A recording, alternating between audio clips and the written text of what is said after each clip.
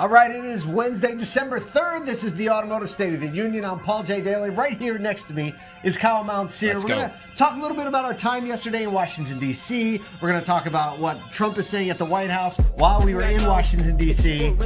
We weren't there when he said it, though. We'll recap as best we can. We could tell the people that we're not in D.C., but we are in D.C. We're in the Centurion Lounge. We're so sorry. Is it really D.C.? It's not really DC. If you're in Feels totally different. It's unbelievable. I know. Yesterday, we were the event was absolutely incredible, and the people that we got to have conversations with, we cannot wait to share with you. Got to hang out with Senator Bernie Moreno again, John Bozzella, CEO of Mercedes-Benz, someone from Hyundai Kia. U.S. Representative Debbie Dingell from Michigan. Just some incredible conversations. The through line, we'll give you the through line, is that the request is for a more balanced ability to understand what's coming next, so that there's not this wave, this whiplash over every 4-year cycle. Whipsawing. I never heard that word. And everybody there knew it. They knew what it was. It's like a thing, but it's going back and forth. One administration said Steve's policies, and then the next one sets them all the way on the opposite side. I can only imagine. We've seen the damage of that over the last year. Now with EV incentives going away, all the manufacturers pivoting. Some manufacturers still creating, keeping like the Skunk Works team that Ford has that's building this R&D vehicle, trying to get it out by 2027 in a 2-year timeline, trying to do something similar to the Chinese brands. But there's still so much. Well, we saw a different level of the problem. On the front lines, you see what it does to customer experience. You see what it does to dealers holding inventory. Right. You see the kind of like the end of the line effect. But has not yet entered the line effect is the fact that innovation can't go as fast as it needs to because companies can't commit to invest. Right. And meanwhile, we have China investing at twice the rate that we are, testing at twice the rate that we are, and creating all these vehicles. And as a country, if we don't straighten these things out, it's going to be a big problem. It already is a big problem. It's a massive problem, and Michael Dunn had a few words to say. I can't wait for that episode. Few words to say on that one. Listen, we do have an upcoming ASOTO Edge webinar Wednesday, December 10th at 2 p.m. Lithia's Blueprint. I mean, shoot. Woo. Who wants Lithia's Blueprint? I'm in. Right. We're talking about evaluating and transitioning to variable cost service transportation, a.k.a. how do you move your customers around in the service department as it flexes with your need. You don't have to invest in all the infrastructure. So that's pretty great. It's going to be a great one. We're going to be with our friends Uber for Business and John Church, the category manager of procurement for Lithia, is going to be on with us. Yeah. So you can go to asotu.com. Make sure you sign up for that so you don't forget it. All right, let's talk about some news.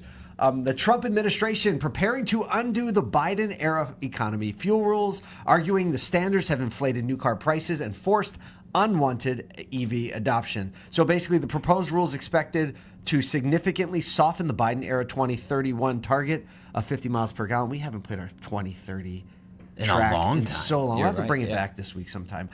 Detroit automaker executives, including Stellantis CEO Antonio Filosa, will attend Wednesday's announcement. So Trump is framing the rollback as necessary to reduce vehicle prices, despite economists noting price drops would not be immediate. He said, quote, I want to do this in a Trump voice, but I don't think I have it in me right now.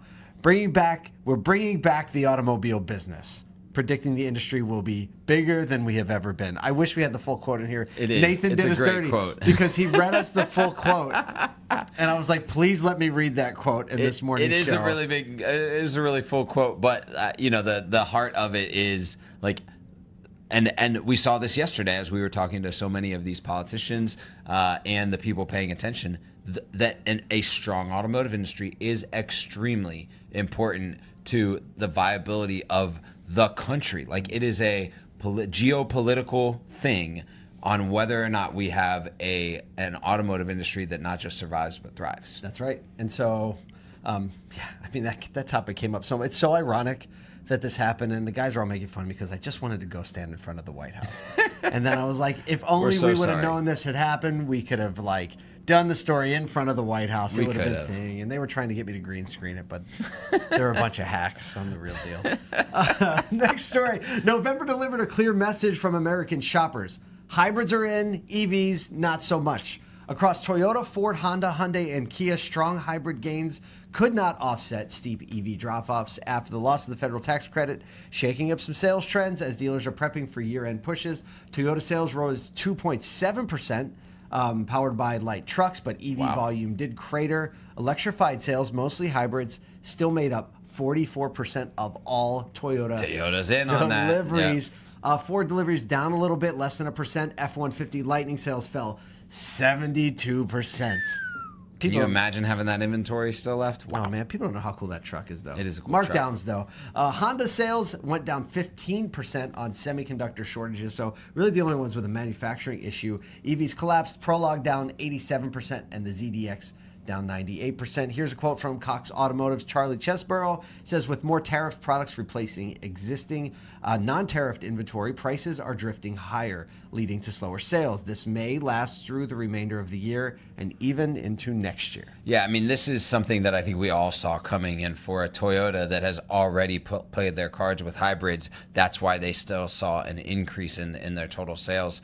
But the through line here is like, we're still yet to see what the normal market might look like. We're only a couple months out of having that pull ahead in the market, especially on EVs. I still think EVs are going to see a re-increase when the market kind of normalizes and people get back into the regular market swing. But there's other pressures, the semiconductor pressures, some of the supply chain pressures that are going to continue to have question marks for a lot of the OEMs. This is a place where, you know, dealers should be thinking about, what does my supply look like? How am I making sure that I'm finding the right vehicles for my supply chain? And then also, how do I make sure that I'm great in my used car operations so that I can incentivize trades and bring those customers into the new car side of the business again? I'm going to get a little spoiler alert. Go for it. When we were talking to Bernie Moreno, at the end of his interview, I said, I'm going to let you hold the microphone. Yeah. And I don't ever do that. And I said, and I want you to talk into that camera and tell the dealers what your thoughts are right now. What are you saying to the dealers? And he said, you remember what he said? He said, control the things you can control. That's right. That's a dealer. Yeah. That is the dealer. That's who it. happens to be a senator. Speaking of things that you can control. Oh, almost. Time. Yes. Killer segue.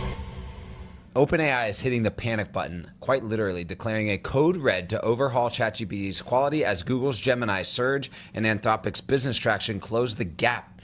With massive data center spending, user expectations rising, and now early signs of ads coming to ChatGPT. Knew they were coming.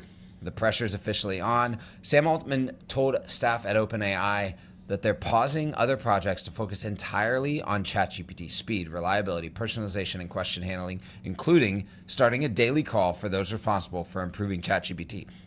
Many people may not know OpenAI is obviously a lot broader of a platform, allowing API connections into the platform. But the user base right now is growing, and monthly active users are asking for the raw, browser-based system or app-based system of ChatGPT. Competitive pressure is mounting. Obviously, Google's latest Gemini model beat OpenAI on literally every benchmark, with monthly active users jumping from 450 million to 650 million on the news and the new data. So on Gemini? Yeah, on Gemini. Look, I can believe this. I think for any of the AI power users out there, you're using all the platforms. You are, yeah. Right? You're on OpenAI, you're on Grok, you're on Gemini, you're on Claude, and people are going back and forth. I think what OpenAI really does have to be afraid. I've noticed too, it's definitely been a lot slower ever since they started Sora, actually. Oh yeah, for sure. Because it's melting down GPUs, but it's slower. But they've built in some core functionality on the team and enterprise side that are making it a little bit sticky right now. Gemini, obviously, massive user base, able to connect all across all the things a lot of people because they just introduced already. Google users right into it. Like I've begun searching for pieces of information using Gemini in my email that I would usually have to find in a file. One quick example, I needed the EIN for our organization. Yeah. And boom. Where we looked. Serves it right up. up. From the email I got originally years ago, popped it right up. 3 seconds. Not click, file, format, deep dive. Yeah, so that's like the cross functionality of Gemini is obviously attractive, but the user interface, speed and accuracy, but the user interface, when you think about like how can I create projects, GPTs, build a team Projects, working system shareables. is a lot different in GPT.